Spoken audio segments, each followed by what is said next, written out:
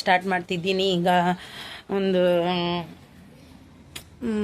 Tiffin ತೊಗೊಂಡೋಗ್ಲಿಕ್ಕೆ ಉಂಟು. ಮಕ್ಕಳೆಲ್ಲ ಎದ್ದೇಳಿಲ್ಲ, ಇನ್ನೂ ಎದ್ದೇಳಬೇಕು. ಈಗ ಮಾರ್ನಿಂಗ್ ರೂಟೀನ್ ಸ್ಟಾರ್ಟ್ ಮಾಡುವ. ಇವತ್ತು ಲೇಟಾಗಿ ಎದ್ದಿದ್ದೀನಿ. ಹಾಗೆ ಸ್ವಲ್ಪ ಈಗ ಮೀನೆಲ್ಲ ತಂದು ಮಕ್ಕಳಿಗೆ ಕೊಡಬೇಕು. ಮತ್ತು ಈಗ ಯಜಮಾನರಿಗೆ ಟಿಫಿನ್ ತಗೊಂಡೋಗ್ಲಿಕ್ಕೆ ನನ್ನ ರೂಟೀನನ್ನು ನೋಡಿ. ನಾನಿಲ್ಲಿ ನೋಡಿ ಬೀನ್ಸ್ ಪಲ್ಯ ಮಾಡಬೇಕು, ಹಾಗೆ ದಾಲ್ ತಡ್ಕನೂ ಕೊಡಬೇಕು. ಬೀನ್ಸ್ ಪಲ್ಯ, ದಾಲ್ ತಡ್ಕ ಎಲ್ಲ ಮಾಡಬೇಕು. ಮೊದಲದಾಗಿ ನಾವು ಟೊಮೆಟೊ ಕಟ್ ಮಾಡುವ. ಟೊಮೆಟೊ ಕಟ್ ಮಾಡಿ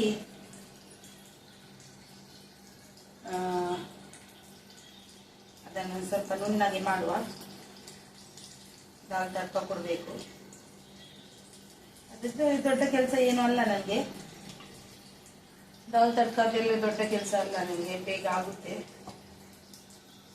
ಇವತ್ತು ಸಂಡೇ ಅಲ್ವಾ, ಮಕ್ಕಳಿಗೆ ಸ್ಕೂಲ್ ಇಲ್ಲ, ಆರಾಮಲ್ಲಿ ಆದರೆ ಸಾಕು. ಇವತ್ತು ಸಂಕಷ್ಟಿ, ನಮಗೆ ಕೂರ್ಲಿಕ್ಕೆ ಆಗಲ್ಲ. ಅಂದರೆ ನಮ್ಮ ಫ್ಯಾಮಿಲಿಯಲ್ಲಿ ಒಬ್ಬರಿಗೆ ಡೆಲಿವರಿ ಆಗಿದೆ, ಹಾಗೆ ನಾವು ದೇವಸ್ಥಾನಕ್ಕೆಲ್ಲ ಹೋಗ್ಲಿಕ್ಕೆ ಆಗುದಿಲ್ಲ. ಅದಕ್ಕೆ ನಾನು ಅದನ್ನು ಆಚರಣೆ ಮಾಡಿಲ್ಲ. ಸಂಕಷ್ಟಿ ಫ್ಯಾಮಿಲಿಯಲ್ಲಿ ಡೆಲಿವರಿ ಆಗಿದೆ ಒಬ್ಬರಿಗೆ, ಹಾಗೆ ನಮಗೆ 16 ದಿನ ಇನ್ನೂ ಏನು ಮಾಡ್ಲಿಕ್ಕಾಗಲ್ಲ. 16 ದಿನದಲ್ಲಿ ಏನು ಮಾಡ್ಲಿಕ್ಕಾಗಲ್ಲ.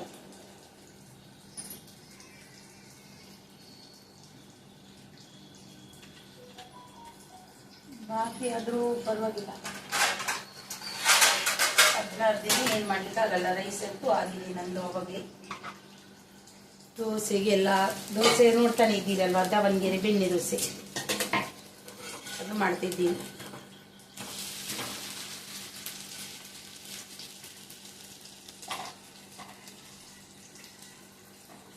ಇದು ದೋಸೆ ಆದ್ರೆ ಬೇಗ ಆಗುತ್ತೆ, ಒಂದು 4-5 ದೋಸೆ ಮಾಡಿದ್ರೆ ಸಾಕಾಗುತ್ತೆ. ಈ ದೋಸೆ ತರ ಅಲ್ಲ. ಹಾಗೆ ಇದೊಂದು ತಗೊಂಡಿದ್ರಿಂದ ನನಗೆ ತುಂಬಾನೇ ಉಪಯೋಗನೇ ಆಯ್ತು ಅಂತ ಅನ್ಕೋತೀನಿ. ಇದು ತಗೊಂಡಿದ್ದರಿಂದ ನನಗೆ ತುಂಬ ಉಪಯೋಗ ಆಯಿತು ಅಂತ ನಾನು ಅನ್ಕೋತೀನಿ. ನಾನು ಅಂದರೆ ತುಂಬ ಒಂದು ಬೇಗನೆ ಒಂದು ಕೆಲಸನೂ ಆಗುತ್ತೆ ಇದರಲ್ಲಿ ಮಾಡ್ಲಿಕ್ಕಂತೂ, ತುಂಬ ಖುಷಿ ಆಗುತ್ತೆ ಅಂತ ನೋಡ್ಬೇಕು. ಇದಕ್ಕಿಂತ ಒಳ್ಳೆ ರೀತಿಯಲ್ಲಿ ಎಲ್ಲಿ ಸಿಗುತ್ತೆ ಅಂತ. ಇದು ಅಷ್ಟು ಗಟ್ಟಿ ಮುಟ್ಟಿಲ್ಲ, ಆದರೂ ತೊಂದರೆ ಇಲ್ಲ. ಹೀಗೆ ಇದನ್ನು ಮಾಡಿಕೊಂಡು ಬರ್ತೀನಿ. ದಾವಣಗೆರೆ ಬೆಣ್ಣೆ ದೋಸೆ ಇನ್ನು ಯಜಮಾನಿಗೆ ಆಗ್ಬೇಕಲ್ವಾ. ಅದಾದ್ಮೇಲೆ ಪಲ್ಯ ಮಾಡುವ. ಈಗಂತೂ ದೋಸೆನೂ ಆಯಿತು. ಮತ್ತೆ ಈಗ ನಾನು ಮಾಡುವುದು ಒಂದೇ ವಿಷಯ ಅಂದರೆ, ನಮಗೆ ಪಾತ್ರೆ ಎಲ್ಲ ತೊಳ್ದಾಯ್ತು ನಂದು. ಇನ್ನು ಪಲ್ಯ ಮಾಡುವ. ಇನ್ನಾದರೂ ದಾಲ್ ತಡ್ಕ ಮತ್ತೆ ಮಾಡುವ, ಯಾಕಂದರೆ ದಾಲ್ ತಡ್ಕ ಎಲ್ಲ ಇನ್ನು ಗ್ಯಾಸ್ ಕಟ್ಟೆ ಎಲ್ಲ ಕ್ಲೀನ್ ಮಾಡಲಿಕ್ಕೆ ಇದೆ, ಅದು ಮತ್ತೆ ಮಾಡುವ. ಈಗ ಸ್ವಲ್ಪ ಬೀನ್ಸ್ ಪಲ್ಯ, ಮೊದಲು ಬೀನ್ಸ್ ಪಲ್ಯ ಮಾಡುವ ನಾವು, ಮತ್ತೆ ದಾಲ್ ತಡ್ಕ ಇರುವ ಬೀನ್ಸ್ ಪಲ್ಯ ಮಾಡುವ. ಕಡಾಯಿ ಇಟ್ಕೊಂಡಿದ್ದೀನಿ.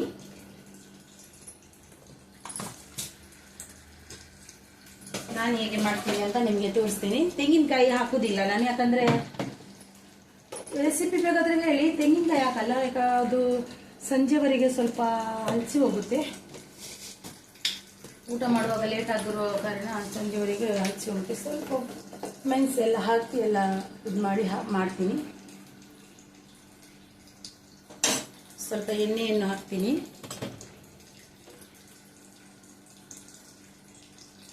ಸ್ವಲ್ಪ ಸಾಕು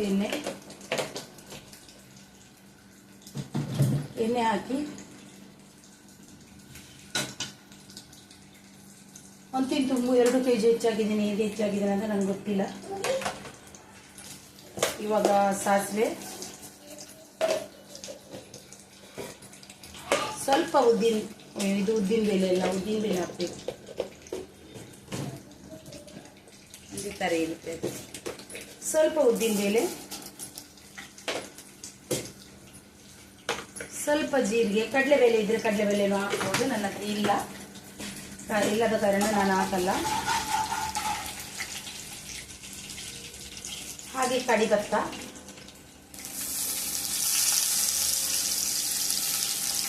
ಹಾಗೆ ಸ್ವಲ್ಪ ಹೆಚ್ಚು ಬೆಳ್ಳುಳ್ಳಿ,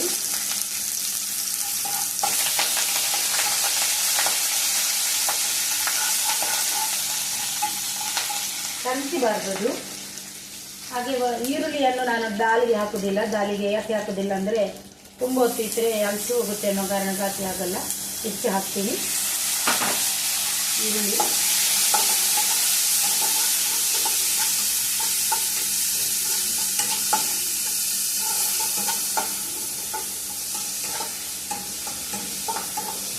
ಸ್ವಲ್ಪ ಉಪ್ಪು ಹಾಕುವ.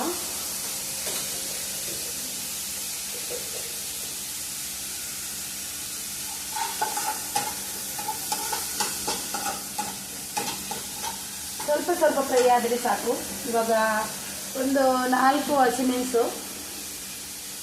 ಹಾಕುವ. ಒಂದು ಟೊಮೆಟೊ ಆದಷ್ಟು ಹಾಕ್ತೀನಿ, ಹೆಚ್ಚು ಬೇಡ.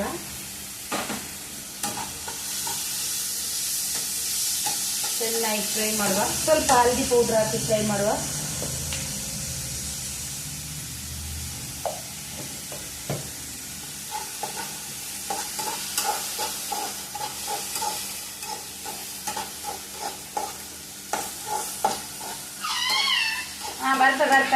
ಬರ್ತಾ ಯಶ್ವಿತ್ ಬರ್ತಾ. ಆಲ್ರೆಡಿ ಬೀನ್ಸ್ ಕಟ್ ಮಾಡಿ ಇಟ್ಕೊಂಡಿದ್ದೀನಿ.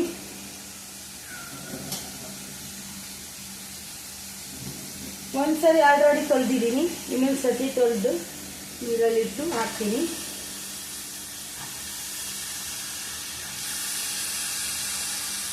ಸ್ವಲ್ಪ ಮಾಡ್ತಿದ್ದೀನಿ.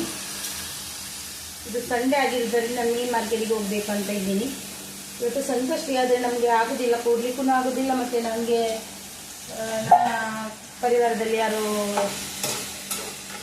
ಡೆಲಿವರಿ ಆಗಿದೆ.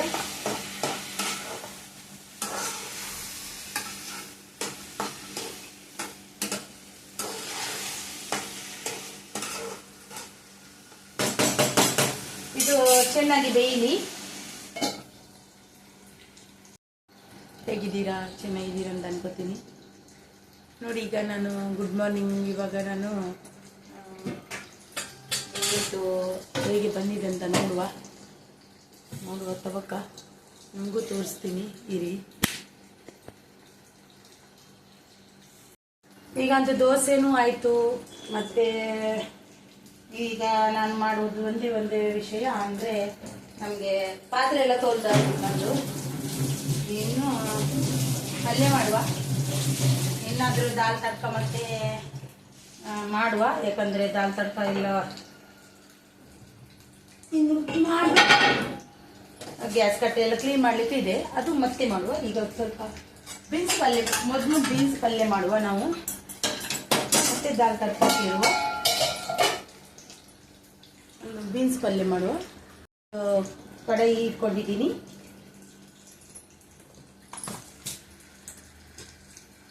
ನಾನು ಹೇಗೆ ಮಾಡ್ತೀನಿ ಅಂತ ನಿಮಗೆ ತೋರಿಸ್ತೀನಿ. ತೆಂಗಿನಕಾಯಿ ಹಾಕುವುದಿಲ್ಲ ನಾನು, ಯಾಕಂದರೆ ರೆಸಿಪಿ ಬೇಕಾದರೆ ಹೇಳಿ. ತೆಂಗಿನಕಾಯಿ ಹಾಕಲ್ಲ, ಯಾಕೆ ಅದು ಸಂಜೆವರೆಗೆ ಸ್ವಲ್ಪ ಹಲಸಿ ಹೋಗುತ್ತೆ.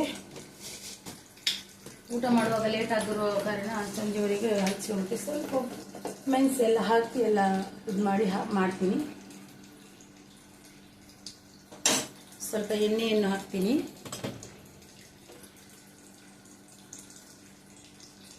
ಸ್ವಲ್ಪ ಸಾಕು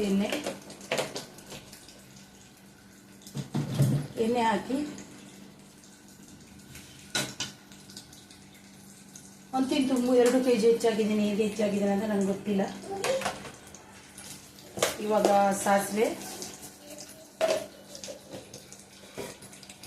ಸ್ವಲ್ಪ ಉದ್ದಿನ ಬೇಳೆ ಹಾಕ್ಬೇಕು. ಈ ಥರ ಇರುತ್ತೆ. ಸ್ವಲ್ಪ ಉದ್ದಿನ ಬೇಳೆ, ಸ್ವಲ್ಪ ಜೀರಿಗೆ, ಕಡಲೆಬೇಳೆ ಇದ್ರೆ ಕಡಲೆಬೇಳೆನೂ ಹಾಕ್ಬೋದು. ನನ್ನ ಹತ್ರ ಇಲ್ಲದ ಕಾರಣ ನಾನು ಹಾಕಲ್ಲ. ಹಾಗೆ ಕಡಿಭತ್ತ,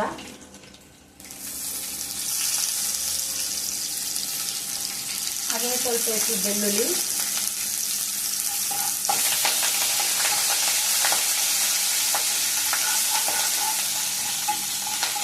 ಹಂಚಿಬಾರ್ದು ಅದು. ಹಾಗೆ ಈರುಳ್ಳಿಯನ್ನು ನಾನು ದಾಲಿಗೆ ಹಾಕೋದಿಲ್ಲ. ದಾಲಿಗೆ ಯಾಕೆ ಹಾಕೋದಿಲ್ಲ ಅಂದರೆ ತುಂಬ ಹೊತ್ತು ಇಟ್ಟರೆ ಹಂಚಿ ಹೋಗುತ್ತೆ ಅನ್ನೋ ಕಾರಣಕ್ಕಾಗಿ ಆಗಲ್ಲ. ಹೆಚ್ಚು ಹಾಕ್ತೀನಿ ಈರುಳ್ಳಿ.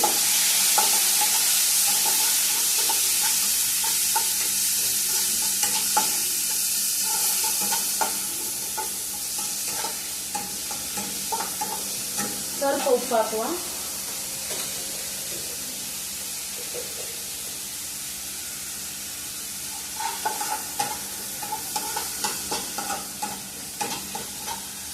ಸ್ವಲ್ಪ ಫ್ರೈ ಆದರೆ ಸಾಕು. ಇವಾಗ ಒಂದು 4 ಹಸಿಮೆಣಸು ಹಾಕುವ. ಒಂದು ಟೊಮೆಟೊ ಆದಷ್ಟು ಹಾಕ್ತೀನಿ, ಹೆಚ್ಚು ಬೇಡ.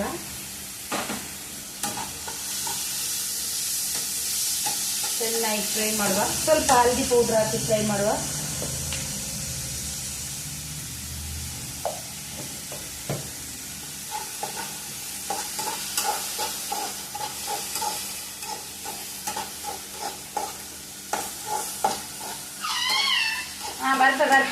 ಬರ್ತಾ ಯಶ್ವಿತ್ ಬರ್ತಾ. ಆಲ್ರೆಡಿ ಬೀನ್ಸ್ ಕಟ್ ಮಾಡಿ ಇಟ್ಕೊಂಡಿದ್ದೀನಿ.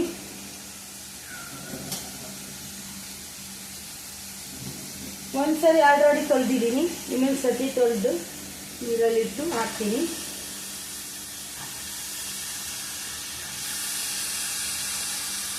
ಸ್ವಲ್ಪ ಮಾಡ್ತಿದ್ದೀನಿ. ಇದು ಸಂಡೇ ಆಗಿರೋದ್ರಿಂದ ಮೀನು ಮಾರ್ಕೆಟಿಗೆ ಹೋಗ್ಬೇಕು ಅಂತ ಇದ್ದೀನಿ. ಇವತ್ತು ಸಂಕಷ್ಟಿ ಆದರೆ ನಮಗೆ ಆಗೋದಿಲ್ಲ, ಕೊಡ್ಲಿಕ್ಕೂ ಆಗೋದಿಲ್ಲ. ಮತ್ತು ನನಗೆ ನನ್ನ ಪರಿವಾರದಲ್ಲಿ ಯಾರು ಡೆಲಿವರಿ ಆಗಿದೆ.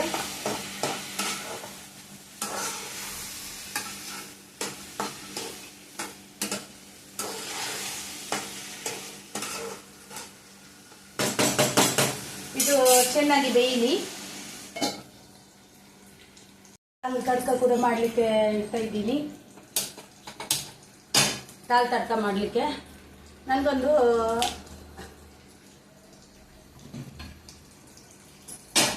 ದಾಲ್ ತಡ್ಕ ನಿಮಗೆ ತೋರಿಸಲ್ಲ ರೆಸಿಪಿ, ಯಾಕಂದರೆ ತೋರಿಸ್ಲಿಕ್ಕೆ ಆಗೋದಿಲ್ಲ, ಬೇಡ. ನಿಮಗೂ ಗೊತ್ತಿರ್ಬೋದು ಹೇಗೆ ಮಾಡಿರ್ಬೋದಂದ್ರೆ. ಹೀಗೆ ತೋರಿಸಲ್ಲ ನಾನು. ತಡ್ಕ ಅಲ್ಲ, ಬರೋ ಒಗ್ಗರಣೆ ಥರ ಮಾಡ್ತೀನಿ. ಈರುಳ್ಳಿ ಹಾಕಲ್ಲ. ಈರುಳ್ಳಿ ಹಾಕಿದರೆ ಇಲ್ಲಿ ನೋಡಿ, ಇಲ್ಲಿ ಬೀನ್ಸ್ ಪಲ್ಯ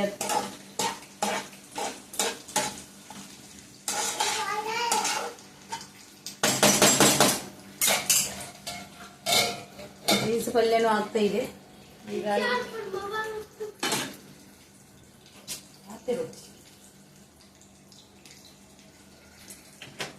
ದಾಲ್ ತಡ್ಕ ಕೊಡ್ಲಿಕ್ಕೆ ಅಲ್ಪ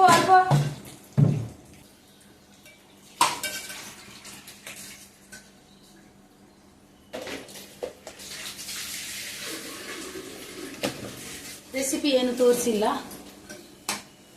ಸಿಂಪಲ್ ದಾಲ್ ತಡ್ಕ.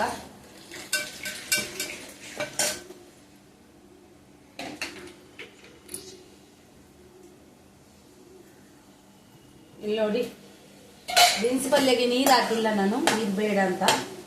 ಹಾಗೆಯೇ ಬೇಯುತ್ತಂತ ನೋಡಬೇಕು. ಸ್ವಲ್ಪ ಮೀಡಿಯಮ್ ಉರಿಯಲ್ಲಿ ಇಟ್ಟಿದ್ದೀನಿ, ಬೇಯುತ್ತುಂಟು. ನೋಡುವ ಉಪ್ಪು ಎಂತ ಕರೆಕ್ಟ್ ಉಂಟ ನೋಡುವ. ಉಪ್ಪು ಸಾಕು.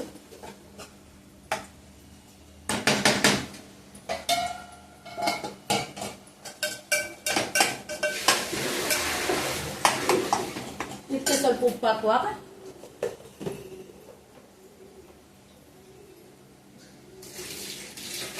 ಹಿಂಗೆ ಹಾಕ್ಬೇಕಂತ ಮರ್ತ್ಬಿಟ್ಟೆ, ಸ್ವಲ್ಪ ಹಿಂಗು ಕೂಡ ಹಾಕಬೇಕು. ಸ್ವಲ್ಪ ಎಸಿಡಿಟಿ ಪ್ರಾಬ್ಲಮ್ ಇರುವವರಿಗೆಲ್ಲ ಚೆನ್ನಾಗಿರುತ್ತೆ. ಸ್ವಲ್ಪ ಹಿಂಗು.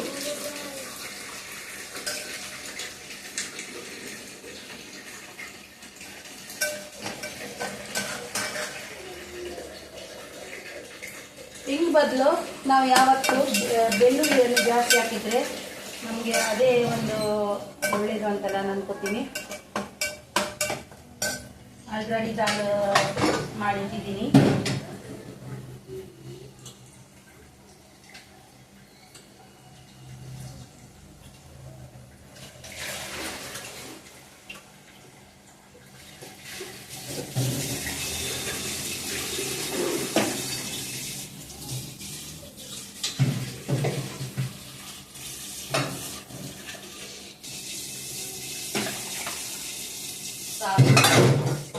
ದಾಲಿಗೆ ಕುದಿ ಬರಲಿ. ಸ್ವಲ್ಪ ನೀರು ತರಣೆ ಮಾಡಿದ್ರೆ ಯಾವತ್ತೂ ರುಚಿಯಾಗಿರುವುದಿಲ್ಲ ಗಟ್ಟಿಯಾಗಿ ಮಾಡಿದ್ರೆ.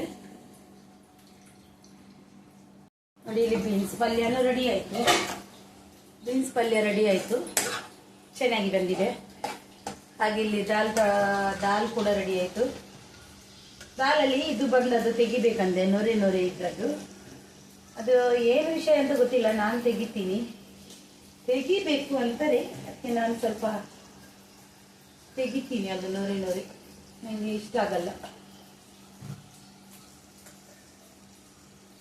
ಯಾಕಂತ ಗೊತ್ತಿಲ್ಲ. ಆ ನೊರೆಯನ್ನು ತೆಗಿಬೇಕಂತಾರೆ, ನಾನು ಸ್ವಲ್ಪ ತೆಗಿಯುವುದು.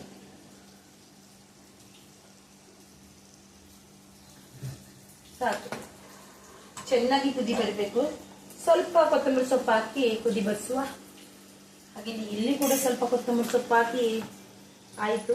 ಆಲ್ಮೋಸ್ಟ್ ಅಡಿಗೆ ಕೊನೆದ್ದು ಎಲ್ಲ ಕೆಲಸನೂ ಆಯಿತು. ನನ್ನ ಪಾತ್ರೆ ಎಲ್ಲ ತೊಳೆದು ಇದೊಂದು ಸ್ವಲ್ಪ ಇಷ್ಟೇ ಇದೆ ಬಾಕಿ, ಮತ್ತೆ ಎಲ್ಲ ಆಯಿತು. ಪಲ್ಯಕ್ಕೆ ಸ್ವಲ್ಪ ಮೆಣಸಿನ ಹುಡಿ ಹಾಕಿದಷ್ಟೇ, ಮತ್ತೆ ಏನು ಹಾಕಿಲ್ಲ. ಯಾಕಂದರೆ ತೆಂಗಿನಕಾಯಿ ತುರಿ ಹಾಕಿದರೆ ಅದು ಅಲಸಿ ಹೋಗುತ್ತೆ ಅಂತ.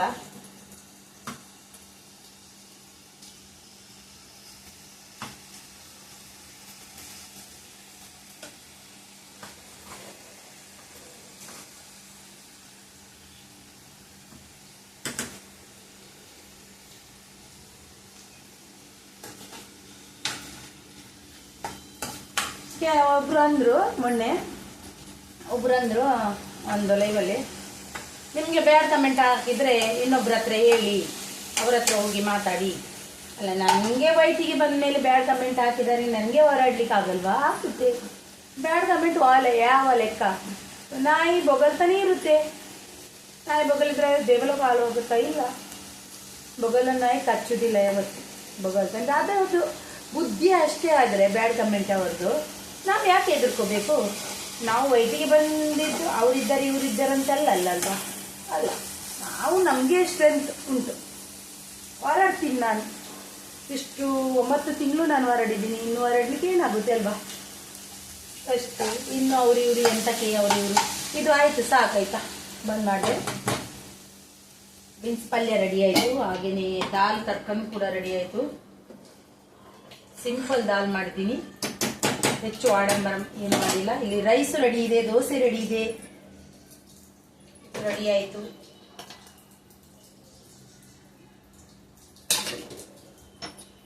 ಇನ್ನು ಸ್ನಾನ ಮಾಡಿ ಬಟ್ಟೆ ಒಗ್ದು ನೆಲ ಗುಡಿಸಿ ಒರೆಸಿ ಎಲ್ಲ ಬರಬೇಕು. ಇದೊಂದು ಸ್ವಲ್ಪ ಇರಲಿ. ಆದಷ್ಟು ದಾಲು ಎಷ್ಟು ಚೆನ್ನಾಗಿ ಕುದಿಸ್ತೀವೋ ಅಷ್ಟು ಚೆನ್ನಾಗಿ ಇರುತ್ತೆ. ಯಾಕಂದರೆ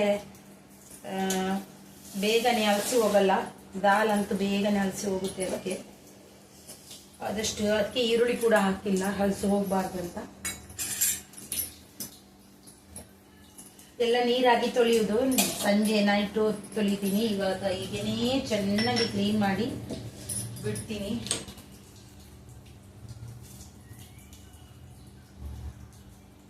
ಅಡಿಗೆ ಕೆಲಸ ಆಯಿತು. ಇನ್ನು ಮೀನು ತಗೊಂಡ್ರೆ ತಗೋಬೇಕು. ಮೀನ್ ಮಾರ್ಕೆಟ್ಗೆ ಹೋಗಿ ಇನ್ನು ಬಟ್ಟೆ ಒಗ್ದು ಬರಬೇಕು. ಬಟ್ಟೆ ಒಗ್ದು ಮಕ್ಕಳಿಗೆ ಸ್ನಾನ ಮಾಡಿಸಿ ನಾನು ಸ್ನಾನ ಮಾಡಿ ಬರಬೇಕು. ಸಂಡೇ ಇದು, ಮಕ್ಕಳಿಗೆ ಸ್ವಲ್ಪ ಓದಿಸ್ಬೇಕು.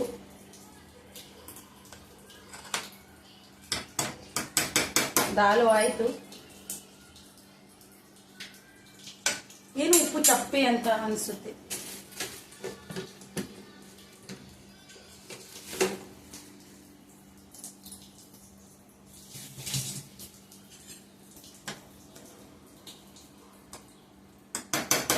ಇಲ್ಲಿ ದಾಲು ಕೂಡ ಆಯ್ತು. ತೆಗಿವ ಬಸ್ ಇಲ್ಲಿ ಬಂದ್ ಮಾಡಿದೆ. ಇದನ್ನು ಕ್ಲೀನ್ ಮಾಡುವ.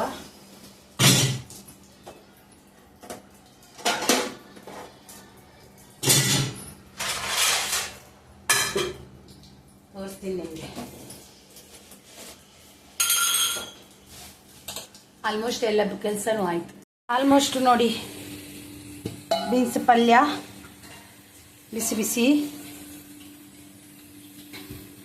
ಬೀನ್ಸ್ ಪಲ್ಯ ಆಗಿದೆ. ಇನ್ನು ದಾಲ್ ಆಗಿದೆ. ಹಾಗೆಯೇ ಇಲ್ಲಿ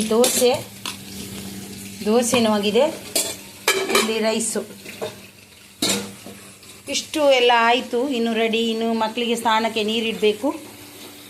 ಇಲ್ಲೂ ಅಡುಗೆ ಕೆಲಸ ಆಯಿತು. ಇನ್ನು ಸ್ಪೆಷಲ್ ಏನಾದರೂ ಮಾಡಬೇಕು ನನ್ನ ಯಜಮಾನರು ತಂದು ಕೊಟ್ಟರೆ. ನಾನು ಸ್ನಾನ ಮಾಡಿ ಬಟ್ಟೆ ಒಗೆದು ಎಲ್ಲ ಮಾಡಿ ಈಗ ನಾನು ಮೀನು ತಂದಿದ್ದೀನಿ ನೋಡಿ.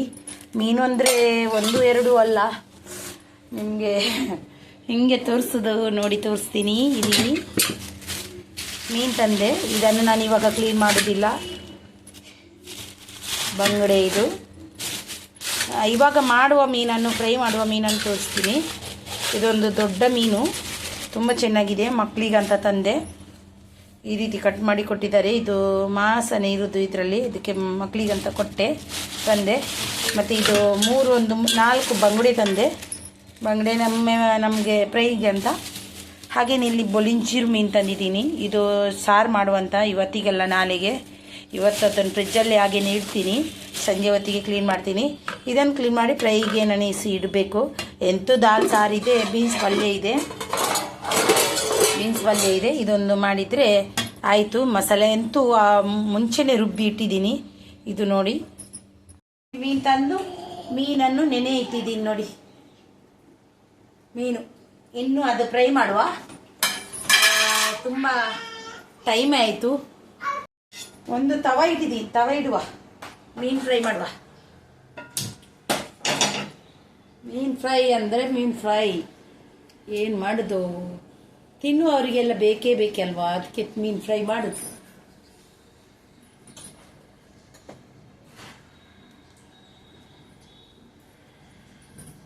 ತವ ಇಟ್ಟಿದ್ದೀನಿ. ಇಲ್ಲಿ ಒಂದು ಸ್ವಲ್ಪನೇ ಎಣ್ಣೆ ಹಾಕಿ ಮಾಡುವ ಅಂತ. ಮಕ್ಕಳಿಗೆ ಎಷ್ಟು ಅಂದ್ರೂ ಅಷ್ಟೇ ಬೊಬ್ಬೆ ಹಾಕ್ತಾನೇ ಇರ್ತಾರೆ. ಅವ್ರಿಗೆ ಎಷ್ಟು ಕೊಟ್ಟೆ ತಿನ್ನಿಕ್ಕೆ, ಅದು ಅವರಿಗೆ ಇದಿಲ್ಲ.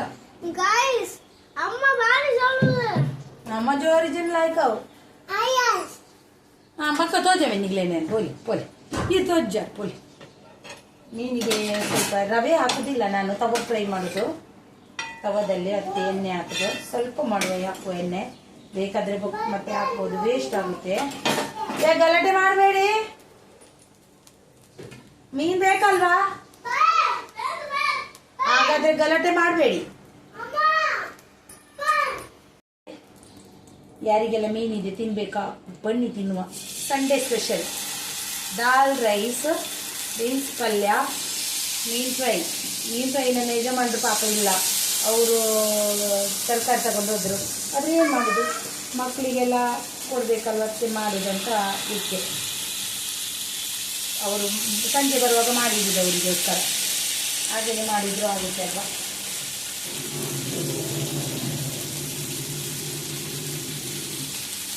ಸಂಜೆ ಬರುವಾಗ ಮಾಡಿರ್ತೀವಿ. ಈಗ ನನಗೆ ಮತ್ತು ನನ್ನ ಮಕ್ಕಳಿಗೆ ಇಬ್ಬರಿಗೆ 3 ಜನಕ್ಕೆ ಮಾಡಿ ಕೊಡಿ. ನನಗೆ ಮತ್ತು ನನ್ನ ಮಕ್ಕಳಿಗೆ ಮೀನಿನ ಬಟ್ಟೆ ಒಂದು ಚೂರು ಇಟ್ಟರೆ ಆಯಿತು.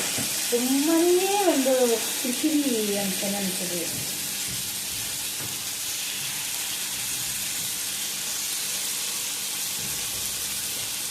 ಸಾಕು 1, 3, 6 ಇವರಿಗೆ ಮತ್ತು ಸಾಕು. ಮನೆಗೆ ಮಾಡಿ ಬರುವಾಗ ಮಾಡುವ. ಸಿಗ್ತೀನಿ. ನೋಡಿದಿರಲ್ವಾ ನನ್ನ ಮಾರ್ನಿಂಗ್ ರೂಟೀನನ್ನು ನಾನು ಯಾವ ರೀತಿ ಮಾಡಿದ್ದೀನಿ ಅಂತ. ನಿಮಗೆ ಈ ವಿಡಿಯೋ ಇಷ್ಟವಾದಲ್ಲಿ ಒಂದು ಲೈಕ್, ಶೇರ್ ಆ್ಯಂಡ್ ಕಮೆಂಟ್ ಮಾಡೋದನ್ನು ಮರಿಬೇಡಿ. ಹಾಗೆ ಬೆಲ್ ಬಟನನ್ನು ಒತ್ತೋದನ್ನು ಮರಿಬೇಡಿ. ಎಲ್ಲಿ ತನಕ ಬಾಯ್. ಇನ್ನೊಂದು ವಿಡಿಯೋದಲ್ಲಿ ಸಿಗ್ತೀನಿ. ಬಾಯ್, ಟೇಕ್ ಕೇರ್. ನೋಡಿ ಮೀನು ಫ್ರೈ ಆಗ್ತಾ ಉಂಟು.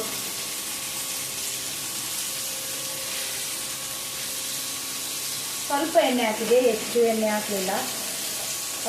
ಸ್ವಲ್ಪ ಎಣ್ಣೆ ಹಾಕಲೇಬೇಕಾಗುತ್ತೆ.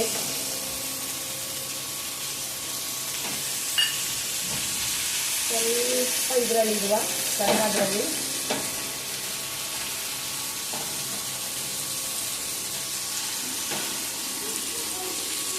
ಆಗುತ್ತೆ. ಈಗ ಫಿಶ್ ಫ್ರೈ ಈ ತವದಲ್ಲಿ ಮಾಡಬಾರ್ದಂತ ಅಂದ್ಕೊಂಡೆ. ಈ ತವದಲ್ಲಿ ಎದ್ದೇಳುವುದಿಲ್ಲ ಮೀನು. ಬೇರೆ ತವಾದರೆ ಚೆನ್ನಾಗಿ ಎದ್ದೇಳುತ್ತೆ. ಸಾಕು, ಇಷ್ಟು ಪರವಾಗಿಲ್ಲ, ಚೆನ್ನಾಗಿ ಆಗಿದೆ ಫಿಶ್ ಫ್ರೈ.